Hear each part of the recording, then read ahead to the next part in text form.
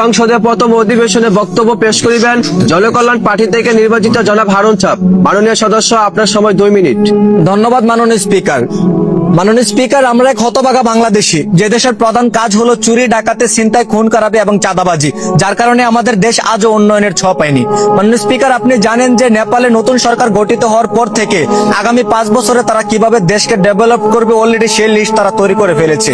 কিন্তু গত 3 মাস ধরে আমাদের সংসদে দেশের কথা না ভাবে, দেশের উন্নয়নের কথা চিন্তা না করে নিজেদের মধ্যে যুদ্ধ লেগে আছে। মাননীয় স্পিকার, দেশের এই জঘন্যতম পরিস্থিতিতে সাধারণ জনগণেরা কর্মকর ও সংসার চালাতে হিমশিম খাচ্ছে। মাননীয় স্পিকার, স্কুল কলেজ এবং মাদ্রাসা যাওয়ার পথ রক্ষা নেই মেয়েদের, ধর্ষণ, অবিচার, অলিক্ষণ প্রতিনিয়তই ঘটে যাচ্ছে, কিন্তু তার প্রতিবাদ নেই। মাননীয় স্পিকার, দেশের সাধারণ কৃষকেরা এই গুরুত্বপূর্ণ ফসল উত্তোলনের সময়ে ঝড়ের কবলে পড়ে সর্বহারা হয়ে আছে। মাননীয় স্পিকার, কিন্তু তাদের কথা আমাদের বাবার মতো সময় কই।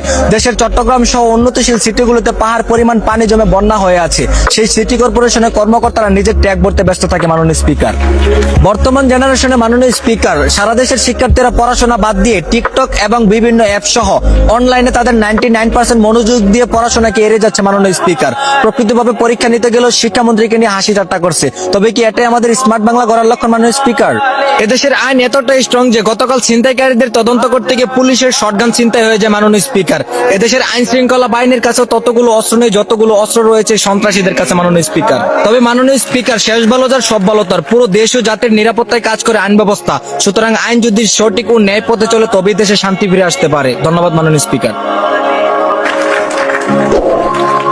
এখন সংসদের দ্বিতীয় অধিবেশনে বক্তব্য পেশ করিবেন মোহাম্মদ দুলাল। মাননীয় সদস্য, আপনার সময় 6 মিনিট।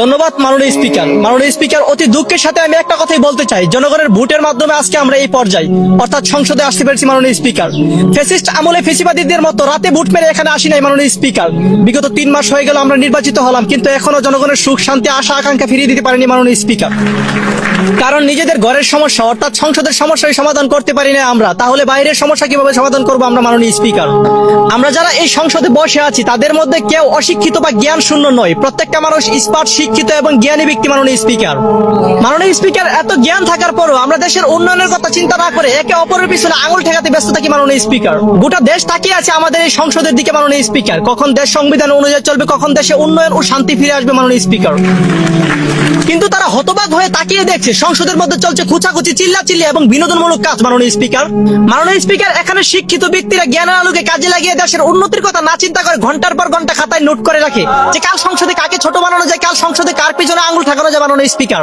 দেশে তেল, গ্যাস, বিদ্যুৎ নেই, দেশব্যাপী জ্বালানির সংকট, তা নিয়ে আমি সরকারকে দোষারোপ করবো না। মাননীয় স্পিকার, কারণ চলমান যুদ্ধের পরিস্থিতিতে এমনটা হওয়া